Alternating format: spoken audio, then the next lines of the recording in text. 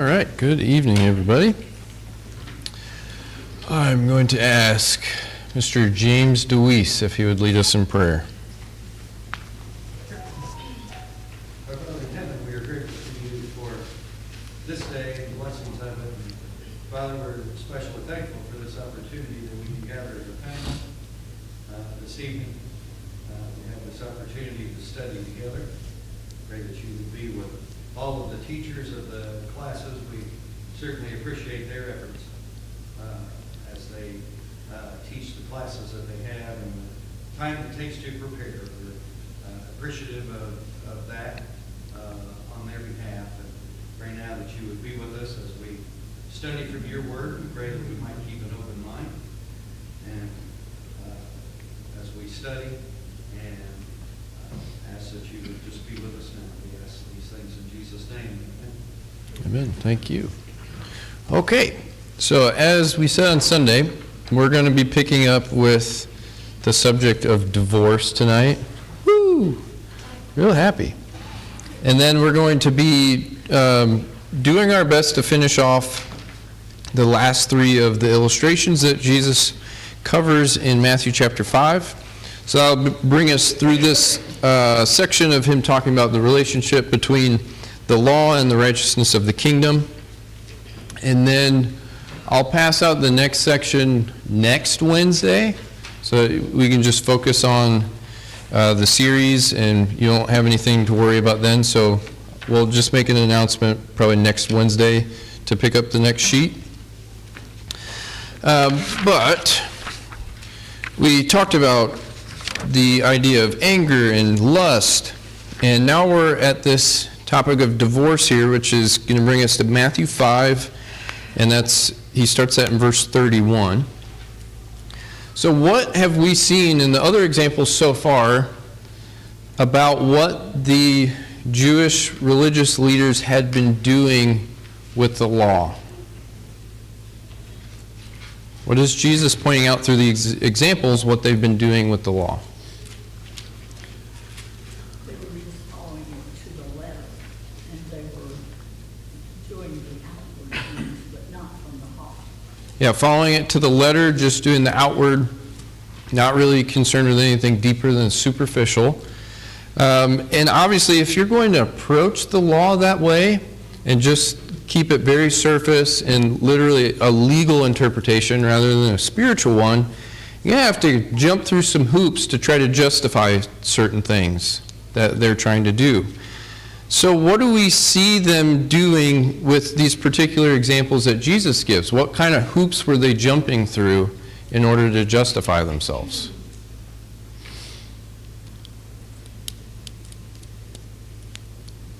And that'll be basically the first question of each of those sections, if you're wondering. Basically, it's, Jesus goes into saying, hey, you've heard it said like this. And the people were like, hey, it doesn't say I can't think about it. Yeah. It doesn't say I can't have harsh feelings towards, like anger. It doesn't say I can't hate someone. But Jesus is like, actually, probably should, it's not the point. Yeah. And they were just trying to take shortcuts around the actual, they didn't take, like you said, no heart involved, no action involved. It's just, hey, it's just don't kill somebody.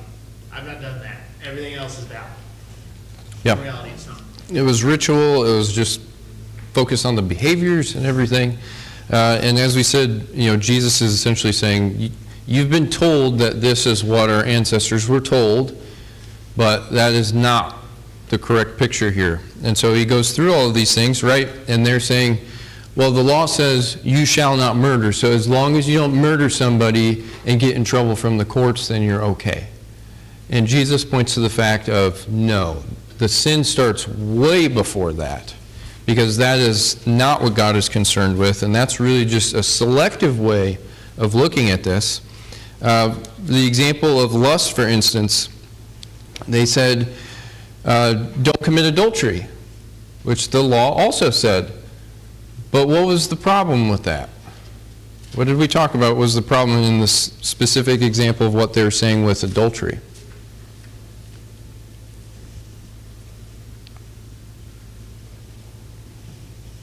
Aaron, do you remember?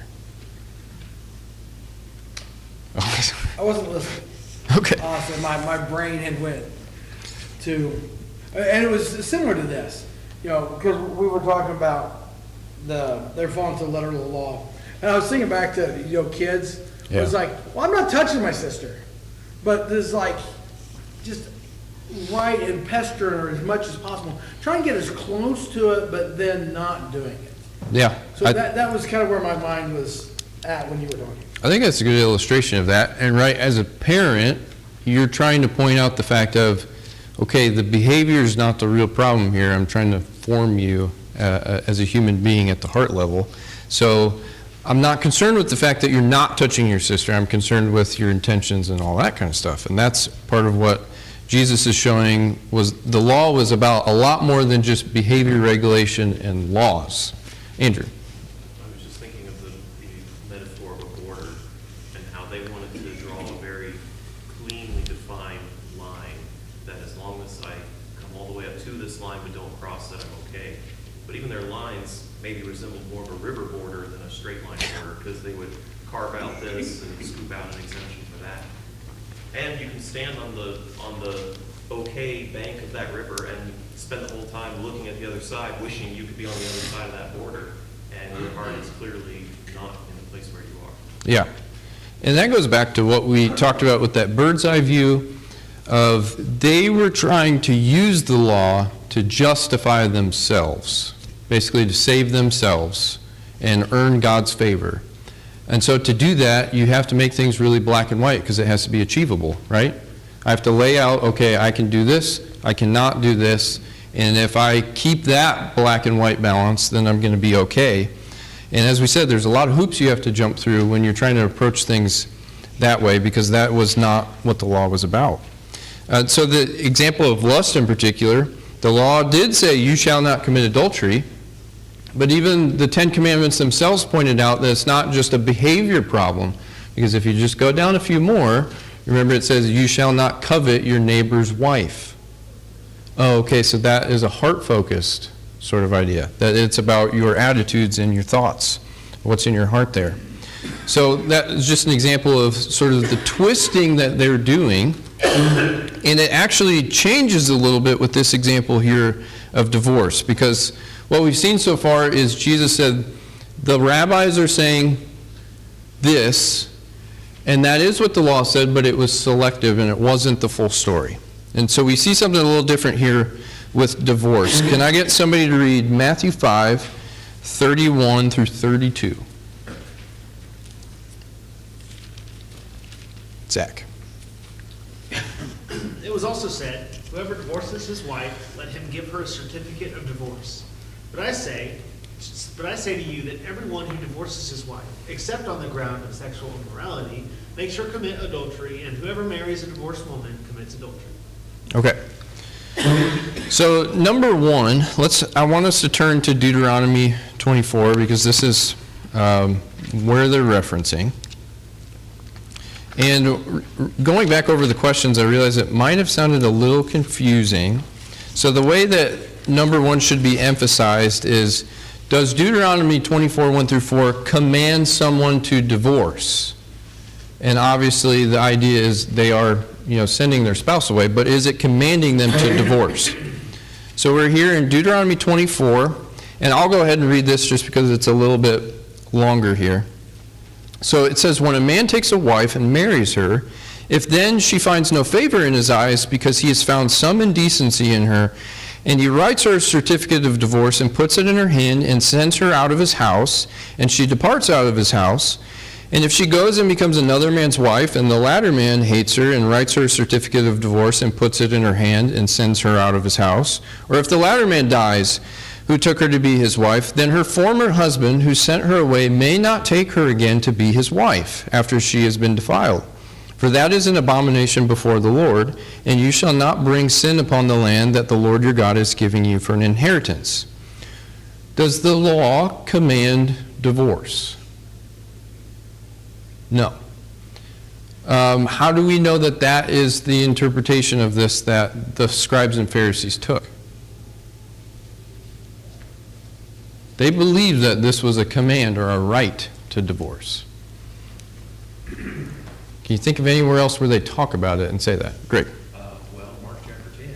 Mark chapter 10, Matthew chapter 19 too, yep. Where they're talking about this, and they approach Jesus with the question of divorce again, and he says, let's turn there for a second so we can see that. Matthew 19.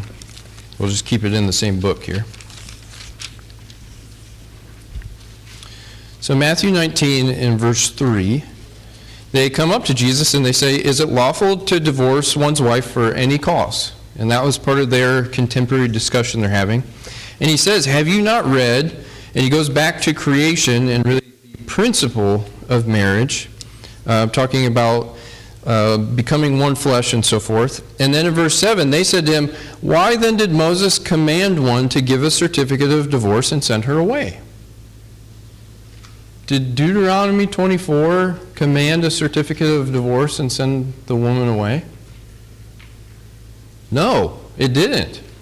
So what we see here is not just that they're being selective, but they're actually paraphrasing and distorting what the law said, because they wanted to justify their behaviors. There was a whole discussion going on about what was justifiable divorce under the law and not. And they wanted to be able to still have this freedom of, if I don't like her, then I can get rid of her. And Moses just says, I have to give her a certificate of divorce. When we go back to the law, we can see that's not what the law even said. That they had just twisted it and paraphrased it in a wholly unright way. So going back here to Matthew 5, we see this. It's important to understand a few things about what Deuteronomy was talking about, right?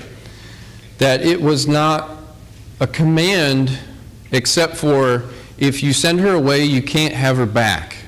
So you need to think very carefully about what you're doing, for one thing.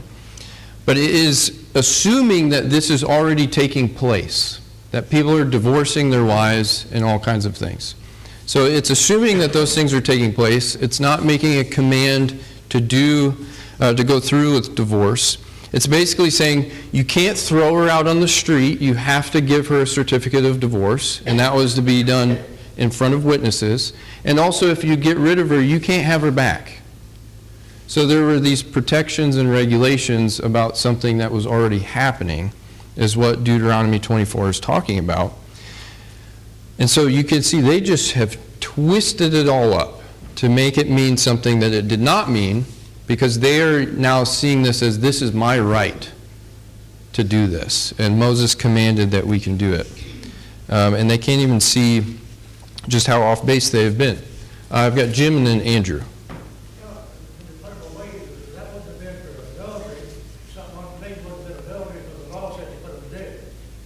I can't hear what you said.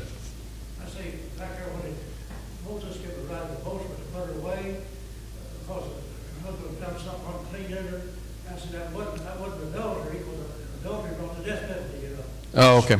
Yeah, their whole discussion was about what did that find some indecency in her. That was what that was all about. Andrew? I just had the question in my mind of whether, and I know we don't have it written this way in our Bibles, but if the Pharisees' question essentially was, well, why would Moses say this unless divorce was allowable? Is what I could picture that question sort of meaning, or they're implying. Yeah. I don't know if that's implied in the subtext of their question or not. It's related to it at least. Basically what Jesus does, especially in Matthew 19, is show that divorce in the law was a concession. It was not a command. God allowed that, as he said in other places, because of the hardness of their hearts. Because they were just so backward and it was already going on. So he placed restrictions on it to sort of protect people, but it was a concession, and that was in no way God's will, and that's why Jesus takes it all the way back to creation in Matthew 19. Greg? I've understood that concession to mean that without the real divorce, this woman was considered still her husband, but if he wasn't taking care of her and feeding her and providing her shelter, she was going to be in a very bad way. So Yeah. the concession was for her own safety and health, Right. not because there was any mark of support for the idea of divorcing one wife because of whatever their standard was. Right. And that's why I specify what Deuteronomy 24 is saying, because the idea would be people would say, well, I don't like her, something's wrong, and so get out of my house, and I don't care what happens. And so the law protects her and says, no, if you're going to divorce her, these are the stipulations. You can't just throw her out on the street. You have to present her with a certificate of divorce. That was to be done in front of witnesses, and that's what you see the idea of Joseph and Mary early in the gospel story, if he's going to present her with that, in public sort of thing, but he didn't do it. And that was, there was this terrible thing going on, and it was actually a huge step forward in protecting the woman in their context. And Jesus is taking this even farther, of course, because he's saying, you guys have missed the entire point of this. And so that gets to number 2 here, unless somebody's dying to add something. Okay, number 2. So the rabbis, they're focused on divorce and saying, well, the law is commanding us to divorce, or it's giving us this right to divorce.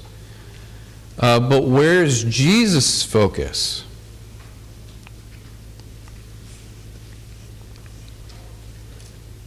What is Jesus focusing on instead of what they're focusing on? Ashley.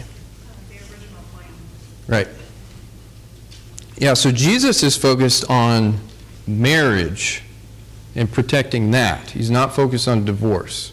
Again, let's stop looking at the surface and the behaviors and all that and take it back to the source, which is the institution of marriage itself, right? And he does that even more so in Matthew chapter 19, where he says, I'm not even going to really address your question yet until we go all the way back.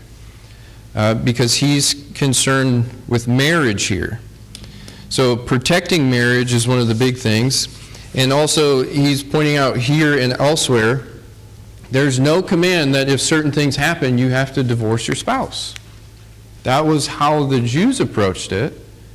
But Jesus makes it clear, no, nobody is saying that you have to divorce. So even in this, we see, as we've talked about, this idea of loving your neighbor as yourself, that this is the backdrop behind all of these examples. And that helps to make sense of why Jesus says what he does even about divorce here. If I'm loving my neighbor, my wife, as myself, how am I going to approach the marriage? And if something were to happen, then how am I going to approach this idea of divorce? Still with love, which they were not doing. And so Jesus is focused on marriage instead of what they perceived as their liberties to do all of this. So then how does Jesus change the discussion on marriage and divorce? With what he says here and also later in Matthew 19. How does he change the discussion? I think there's probably a few things we could say.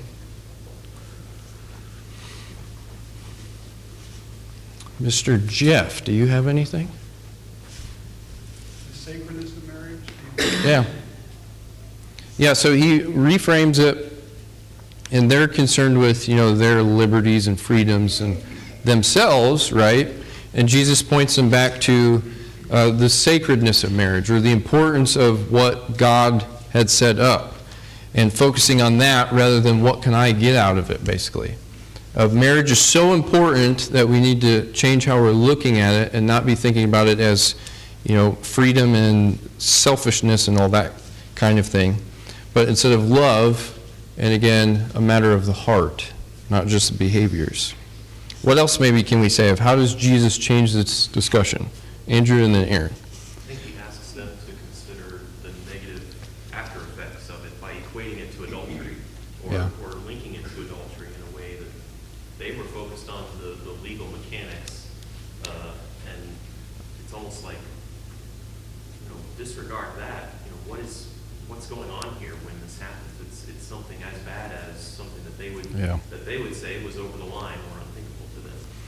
Yeah, that's, I think, what I thought of when you said that, of their focus on the legal mechanics, is they really dehumanized and despiritualized marriage. So they're just looking at it of X plus Y equals Z, and, splitting half, he gets the house and she gets the boat kind of thing. And Jesus is saying, Why are we even talking about it like this? Because look at what God has set up. Aaron. I think in that culture, he gets it all, she gets sent away. Yeah. I thought you guys were gonna walk right into where I was going with this, but I'm glad you didn't. They were focused on their rights. Yeah. It's our right, because Moses said, we can give them certificate of divorce and go away. And Jesus points them more towards their responsibility. Yeah. You have a responsibility towards the wife that you took. And if you don't take care of that, this is what you cause to happen. Yeah, look at the repercussions of it all. And that's part of what the law was doing, was slowing people down, I think, and say, okay, you make this decision and you can't take it back. So think about the fallout from that. Yeah, if you are hasty and you go through with the divorce and everything, and it's not for the right reasons, look at how you're affecting her. Look how you're affecting the other people who get involved and maybe don't know what's going on. There's a lot more to consider here than just who's getting the boat, as the rabbis were focused on. So again, taking it back to the heart and loving each other, even in the situation of divorce, of course.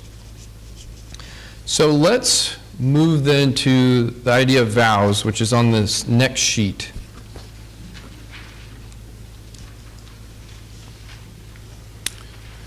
Okay, so will someone please read Matthew 5:33 through 37? Matthew 5:33 through 37.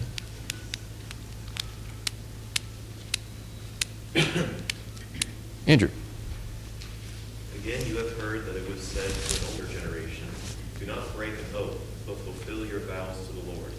But I say to you, do not take oaths at all, not by heaven, because it is the throne of God, not by earth, because it is his footstool, and not by Jerusalem, because it is the city of the great king. Do not take an oath by your head, because you are not able to make one hair of your head white or black. Let your word be yes, yes, or no, no. More than this is from the evil one. Okay, thank you. So, first off, is this a quotation from the law of you shall not swear falsely, but shall perform to the Lord what you have sworn? Is that quoting something from the law?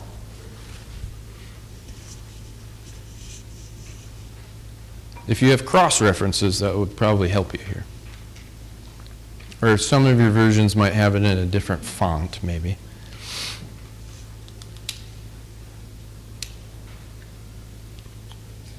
It is not a direct quotation from the law.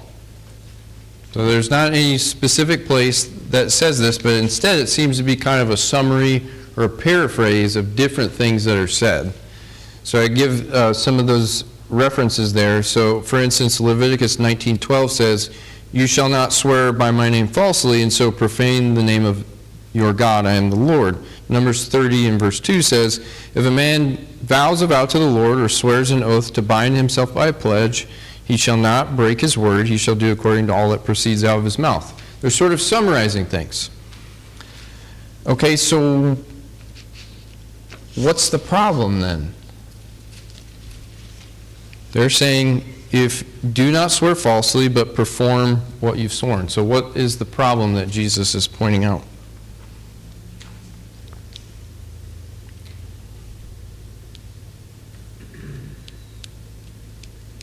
That you should just be able to stick with your word. You should Yeah. have to swear it. Yeah, so the problem is not really even the oath taking, it's just honesty in general. So there, again, if we look at what he's quoting them as saying, you shall not swear falsely, but shall perform to the Lord what you've sworn. So this is still a kind of a public sort of behavior type of thing. But Jesus is saying, no, don't do any of that, but you need to just do what you say, be honest about it. And I think that's part of this. It's not just oaths and promises and all that kind of stuff, but it brings up more even just the question of honesty in general, which apparently they didn't value all that much unless it was some kind of big public vow. You know, later Jesus quotes them as saying, well, if somebody swears by the temple and they break it, it's okay, but if you swear by the gold of the temple, that's a big deal. And you can kind of see the shift in focus there of their, again, focus with the ritual and this outward, because the gold is important, right? So we don't want to make that look offensive or bring any kind of dishonor on that. So if the law gives all of these warnings and stipulations about making vows and taking oaths, what's maybe a conclusion that we should draw from that?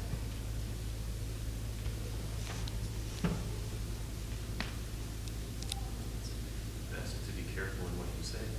Yeah, maybe don't do that. If there's all of these warnings and things of, if you say this, then you better go through with it, and you better not bring dishonor on God in making these vows and these swearings and so forth.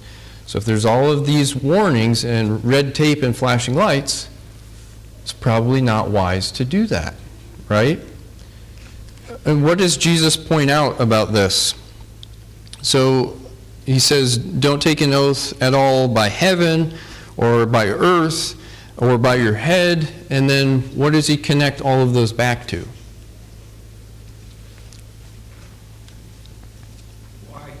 Why swear an oath on some inanimate object or some creation of God when you don't even have control over the natural age progression and whiteness of your hair? Yeah. What makes you think that you're going to be able to peel the gold off the temple to pay off someone if you don't keep your oath? It's ridiculous. Yeah, these are all God's. These are all things that he's created, that he owns, that you have no control over, even your own head. And so what are we doing in trying to make all of these oaths and things over these is really, you're just kind of putting lipstick on a pig is the way that I was thinking about it.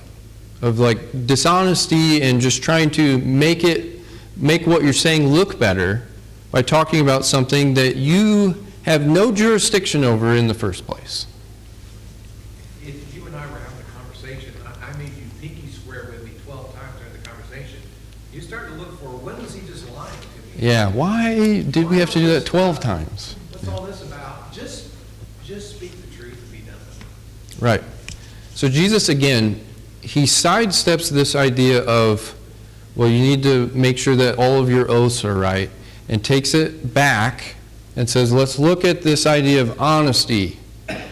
Let your yes be yes and your no be no. Let's not talk about this oath idea. But why does Jesus say we should not make vows or oaths?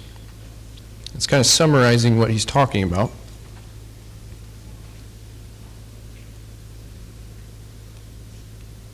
Why does he say we should not do that?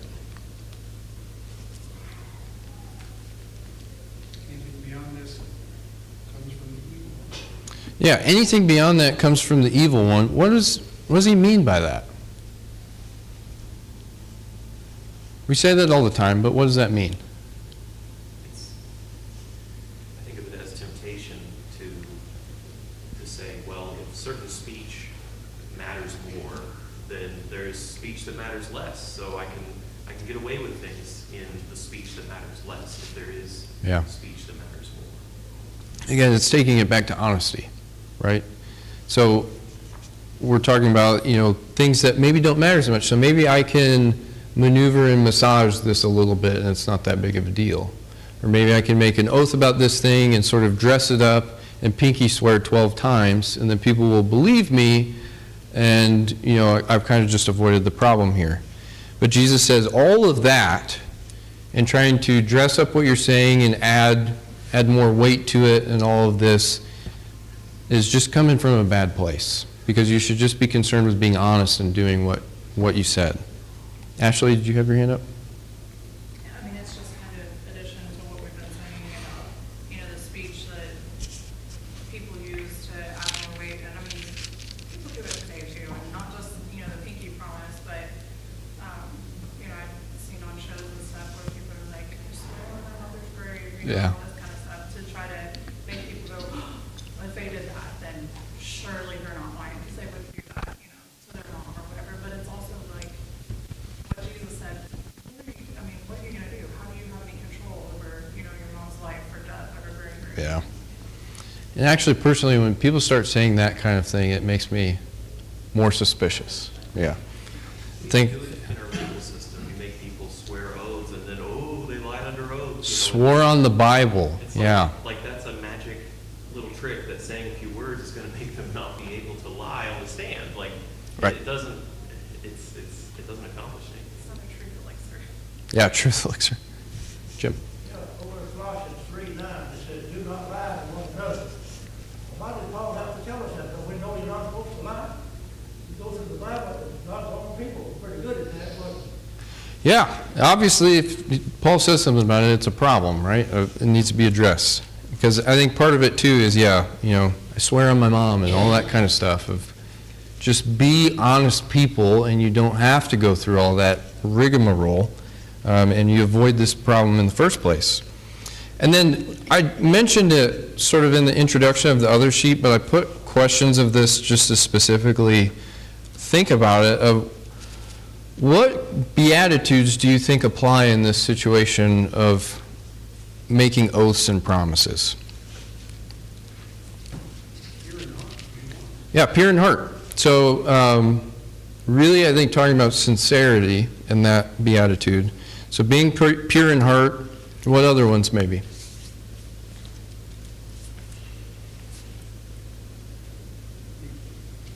I think we can make an argument for maybe 2 more of them. I was thinking maybe meekness, because Yeah. you're not trying to seize or take more through your words. Yeah, absolutely. And why I wanted to ask those questions is because you see that even back with what Jesus is talking about in the Beatitudes are still in the background of everything that we're talking about.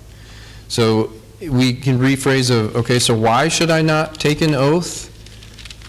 Well, because, yeah, if I'm being pure in heart and trying to sincerely approach God, then why am I doing that in the first place of trying to dress and massage and make everything look better?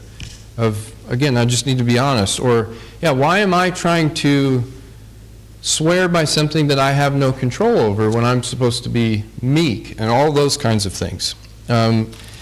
We can apply that with, divorce, of what Beatitudes are there. Blessed are the merciful, blessed are the poor in spirit and the meek, and all those kinds of things. So I just want us to see that all of that is continuing, and that helps us to understand what Jesus is talking about here. So let's move to retaliation then. So will someone read for us Matthew 5, 38 through 42? Matthew 5, 38 through 42. Jeff, you got that? You have heard that it was said, eye for an eye and a tooth for a tooth. But I tell you, do not resist an evil person. If someone strikes you on the right cheek, turn to him the other also. And if someone wants to sue you and take your tunic, let him have your cloak as well.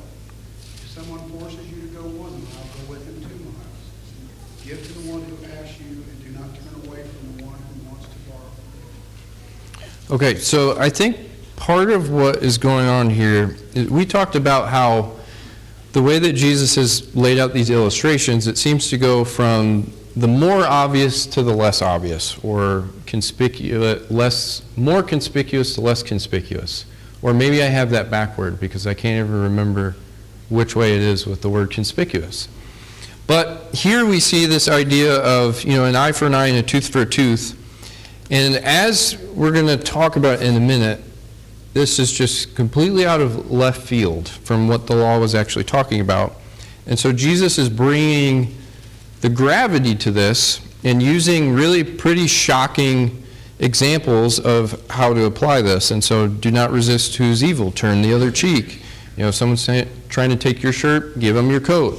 To really grab our attention as to just how serious of a problem this was that they were talking about.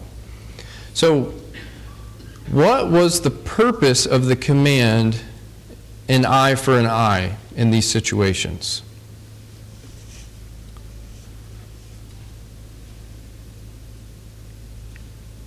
Fairness or equality, just trying to keep everything on the same level. Yeah, for who? That's a great question. Is your, the personal Yeah, so the person who's injured, so let's go to, which one do I want to go to? Let's go to Exodus 21.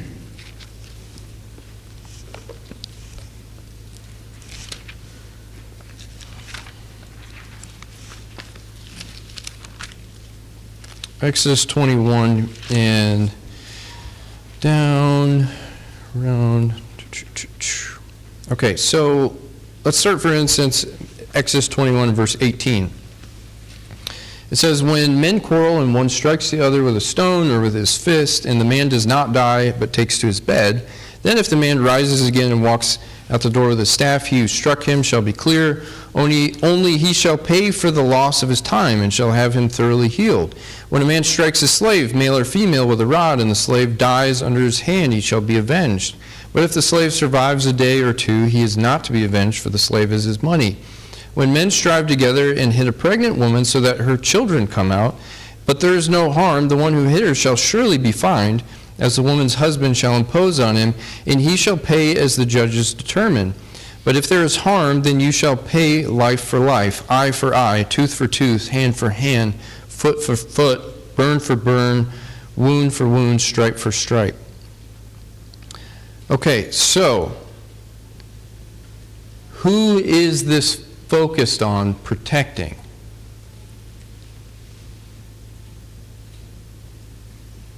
I think protecting is also a key word here. The perpetrator. I mean, not the one who is received, but the one who caused the problem in the first place. Okay, why maybe would it be protecting the perpetrator? I think that's part of the equation. Because we would, in our vengeance, we would overdo. Yeah, absolutely. I think if someone hit my pregnant wife and caused a miscarriage, I would probably be at least relatively upset, let's say that. And so my reaction might be totally different than what is laid out here, right? There is this protection on the perpetrator to sort of limit the reaction or the consequences, right? Because we might escalate it, and we might use all kinds of emotion and different things to retaliate, and that's really kind of the question here. But who else are these commands protecting? So there is partially the perpetrator to make sure that it doesn't become, Wild West justice, but who else? The victims, right. So that if someone does something, the victim is protected. There's some kind of consequence. Because as we can imagine in a lot of these situations, probably wouldn't be the case. If someone is hurting a guy or beating their slave or something like that, who cares? Would be probably a lot of people's response. But no, there is a consequence for this. Now, who is meting out this consequence? Is it just for anybody to take into their hands? And this is part of where you have to read some of these other references too. Who is the one enacting these consequences? Judge or a neutral party. Yeah, it's the judges. So it's not for anybody just to, go cowboy on someone. But there was the system in the law of the judges were the ones, after hearing the witnesses, were to determine what the penalty was, and the judges were the ones to give the consequence of eye for eye, tooth for tooth, and so on. And I believe Deuteronomy makes that really clear in that Deuteronomy 19. That's off the top of my head. So it is not then in my power to take it into my own hands, right? Because the law says this is for the judges to put these consequences forward. But number two, how had it been applied by the rabbis? If you look at what Jesus says here in Matthew 5, how are they apparently applying this? They take it as permission that I can now do to you what you did to me. Yeah, so retaliation, retribution, vengeance that I can do on my own, which is complete distortion of what the law talked about, right? Because it is talking about justice and protections for people, not my own personal vengeance. But apparently the scribes and Pharisees took that and brought it out of its context and said, well, I can use this to excuse my retaliation and my vengeance against someone who harms me. That is really pretty serious, I think. Complete misapplication of what the law had talked about. Part of why I think Jesus uses these illustrations here to just draw to our minds how serious this idea of loving our neighbor is. So we kind of look at these. Do not resist the one who's evil. That would fly in the face of eye for an eye and tooth for a tooth if I'm trying to retaliate against someone, right? Do not resist the one who is evil, but if anyone slaps you on the right cheek, turn to him the other also. And if anyone would sue you and take your tunic, let him have your cloak as well. And then if anyone forces you to go 1 mile, go with him 2 miles. Give to the one who begs from you, and do not refuse the one who would borrow from you. So do you see how Jesus confronts really their gross misapplication of what the law said, and he says, no, actually, if we think about this correctly with what the law says, and we swing it back the other way, this is how we're supposed to be responding and interacting with people. And what is he using to come up with these examples? We've talked about this a bunch of times, so this is not a trick question or anything. What principle is he using to come up with these examples? Yeah, absolutely. So that golden rule, or from Leviticus 19:18, and we said Jesus closes this whole part of the Sermon on the Mount with this in chapter 7 and verse 12. So whatever you wish that others would do to you, do also to them, for this is the law and the prophets. So again, throughout all of this, there is that idea of love your neighbor as yourself. So even in the context of injustices and retaliation, okay, how do I love this person? Well, if he's hitting me, then if I'm responding to him in love, I'm not going to attack him back. So you see how this is going through it. Do not resist the one who's evil. So don't go at it and go crazy and everything, but instead think of how can I love this person and how would I respond in their best interests. And this is what is really behind the scenes of what Jesus is talking about. Not behind the scenes, but it's in the background there. And so again, he's reframing this of, no, we need to think about this correctly, because what does the law actually say? And it doesn't say take vengeance on your own, but it says love your neighbor as yourself. And so with retaliation and mistreatment, then how do we talk about that? So instead of retaliation, how should I respond to those who want to mistreat me?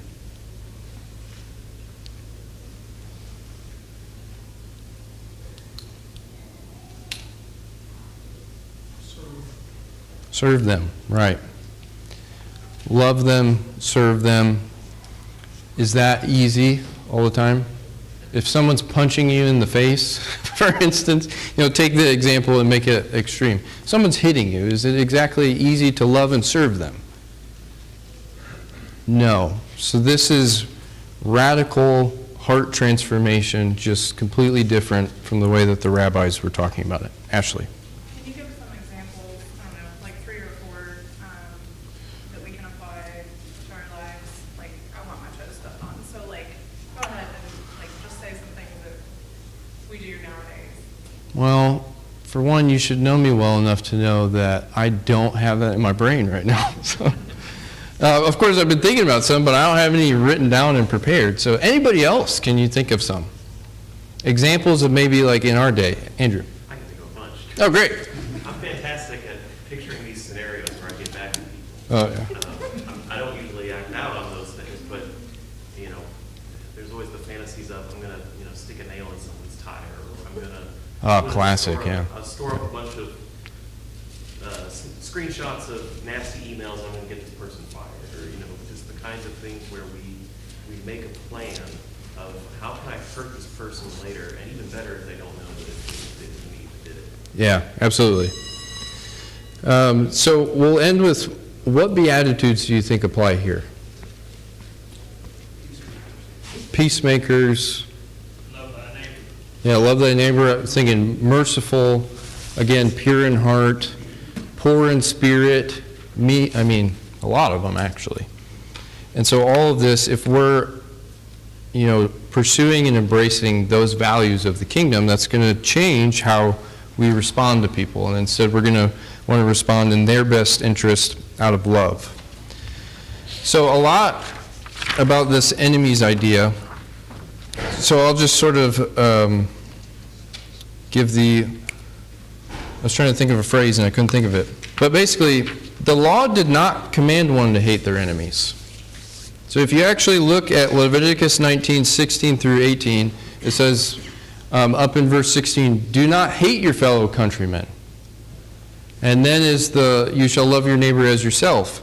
So even the context of that in Leviticus completely went against this idea in verse 43 of you shall love your neighbor and hate your enemy. The law says, no, you're to love everyone around you and love your neighbor as yourself, actually. And so they had just completely added a contrary statement to what the law actually said. And so this is more of what they're basing their things on, is just trying to justify their own opinions and traditions. And what we see when we look at that of, where does Jesus base our call to love our enemies? Love your neighbor as yourself. The Beatitudes, again, this is the whole point of where Jesus is driving toward. And again, we see that pure in heart, merciful, poor in spirit, meek, all of those applying to what Jesus is talking about. Okay, so on Sunday we have Andy Cantrell here. Wednesday he's also going to be speaking. So it will be not this Sunday, but the one after that we return to class. And we'll be picking up with chapter 6. As I said, I will pass out the next worksheet next Wednesday so that you can just focus on our series and don't have to worry about misplacing your paper or anything. So anything else that needs to be said before we end? I just think it's funny how, they were so legalistic, and we turn around and we become legalistic about Jesus' words so often. What Jesus said, if there's adultery, then divorce is okay. So it's like that's the trigger clause of when now we move to clause B of what Jesus said. Right. Well, what about self-defense? And we start adding in all these clauses and breaks and start overanalyzing Jesus' point. Which is why it's so important to understand where he's coming from with it, because it reframes it all. Zach, do you have your hand up? Nope. Okay. Thank you, everyone.